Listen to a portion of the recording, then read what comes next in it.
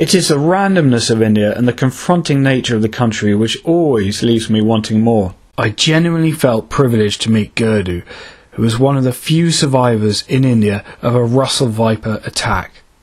He was given the wrong anti-venom. He was given anti-venom for a cobra bite.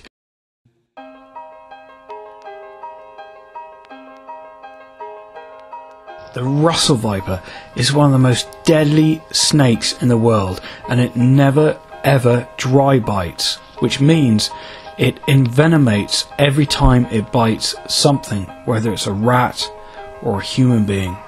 The venom of the Russell Viper is a hemotoxin. It is a blood-destroying agent.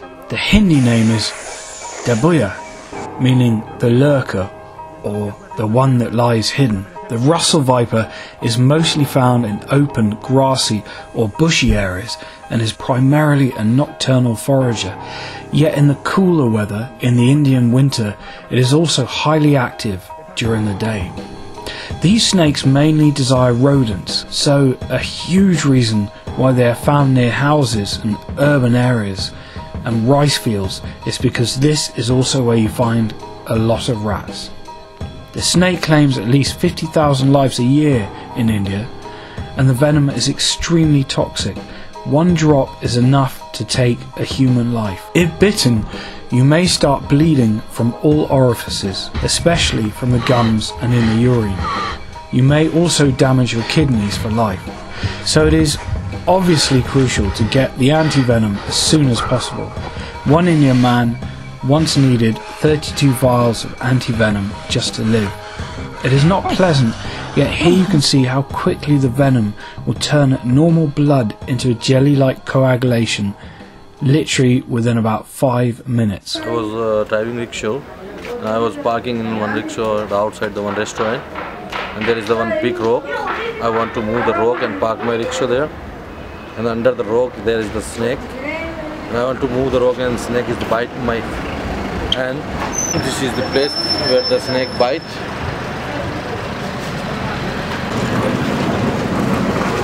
.96 is stitching on my arm. Guru was telling me earlier that his whole arm puffed up to about the size of an elephant's leg and went black and green, and he was rushed off to hospital to get the anti-venom.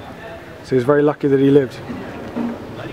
I was in absolute heaven on the terrace overlooking the Banani Lake Inlet with an English newspaper, curried scrambled eggs on toast, Indian coffee and an Indian cigar were my companions in this special moment. And then Cheeky's charismatic smile greeted me an hour later, and he excitedly told me he wanted to drive me to his home village.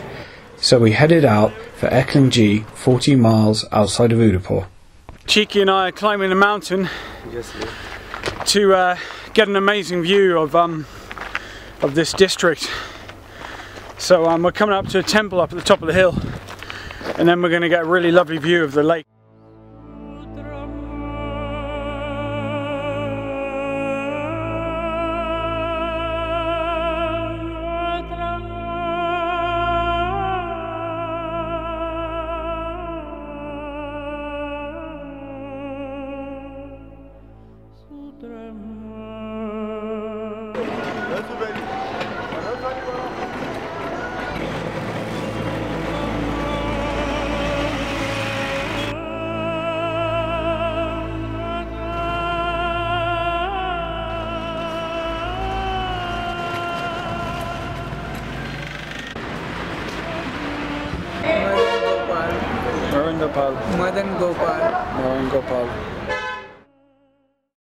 I've always been fascinated by sadhus.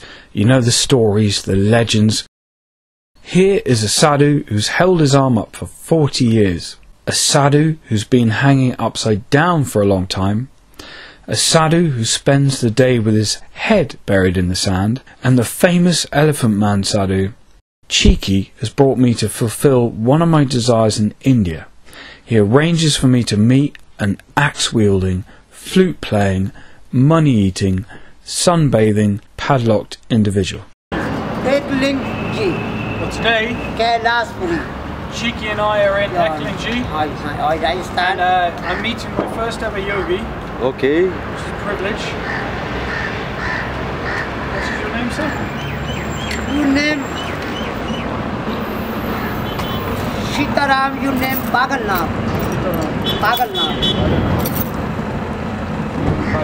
Pagalnath. Pagal nahi, Pagalnath. You Krishna. You powerful Krishna. Yes, powerful Krishna. Beauty, powerful Shiva temple. Beauty, powerful. You powerful. Yes, powerful. They get for natural things, you know. Yes, powerful. That is not you're powerful. Yeah, I smoke for cigarettes. He likes marijuana? Yes, of course. Shall I have a cigarette? No, we don't give you now, you know, something have problem here. No, yes, has a problem. ये no ये सिंग ये no कोई no मेरा money ये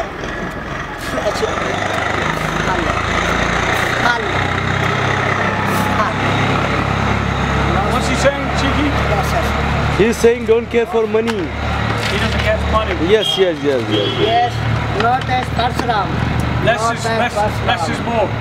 Powerful. Cheeky's not going to hit me with that thing, is he? Yes. No. He's not going to take my head off. No, don't worry. Unless I give him more money. No. Does he still like me? No. Okay. They show you for magic, you know. जी को power बता देना इनको समझा देने से बाने परशुराम महादेव है How many weapons has he got? परशुनाथ Parshuram अच्छा जानता परशुराम नहीं कि तुम्हें एक परशुराम महादेव है अच्छा आप जानते हैं सब अब पता है आपने तो मालूम पड़ा ना okay yes yes click on no problem Thank you, sir. तो मन्नत मांग ले कोई मन्नत मांगना चाहिए मैं नहीं लेता हूँ पता है इसको बड़ा ये तो छोटे बच्चे देना Oh, okay, sorry. इसको देना चाहे तो कोई गिफ्ट भांग है कोई गाय का गाय की सेवा में दिला देना गाय सेवा में दिला Yes. He is a complete fake, purely sitting on a chair posing for tourists. What really upsets my genuine Indian translators is that this man is mocking an ancient and highly regarded 5,000-year-old Hindu god called Pashuram. True sadhus do not smoke filter cigarettes or ever ask another man for money. He's insulting true Hindu culture and devotees to the Hindu faith. I was pleased to get away from the hustle and bustle of Mumbai, a city which never seemed to sleep. So he led me to the village where he was born, and here I started to see the other side of India. Village life was tranquil, a polar opposite to city life. Ox and water wheels replaced oily machines. Serene villagers worked the rice paddies as opposed to smoking factories. And the animals here seemed to be in heaven. Cheeky knew I had a passion for motorbikes, and in my bold mind this gave me a secret license to pilot his tuk-tuk, his pride and joy, away from praying eyes of city cops. Where would you like to go, sir? I want to go countryside. You want to go to countryside? Okay. Whereabouts would you like to go in the countryside? Mr. Cheeky? Village I am looking. What is the name of the village you want to go to, Cheeky? Rama. 150 rupees, okay? Okay, no problem. The village people behind us, the main crop that they grow is the rice in the rice fields, and also oats. Oats for porridge and their soups. You out of breath? What's your name? नाम बोल तेरा What's your name? Hiralal Jagdish.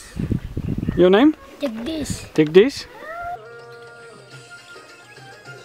Cheeky brought me to the heart of his village, where we stopped to enjoy the simplicity and stillness of village life, the brewing of chai tea, which was, of course, an everyday occurrence in India. A place where the locals sit and ponder, where time stands still. lizard Yeah, give me a little poke oh with a stick. I've discovered that Cheeky is very afraid of lizards. I waved to everyone we passed. Most waved back with big smiles, but once out of the village I noticed a group of women looking very, very uneasy. A tiny girl approaching us clung to her mother like a lifeboat in a stormy sea. I wanted to know why the little girl before us looked so petrified. Cheeky informed me women and children, particularly young girls, are snatched in the fields unawares. They may be exploited as camel jockeys in the Gulf, used for organ trades. In Rajasthan alone, 20,000 women are missing since 2009. 3,000 of these are untraceable. Prostitution, trafficking, forced marriages, illegal adoptions, child labour, sport, props for begging are also factors which may ensnare the fate of these women and children. This upsets me, and what upsets me even more as if they have endured rape and they are then repatriated to their family. The family often rejects them as they are judged as tainted goods. Parents believe they cannot marry them into suitable caste systems. Naturally, this mother recognised Cheeky, relaxed, and came to say hello.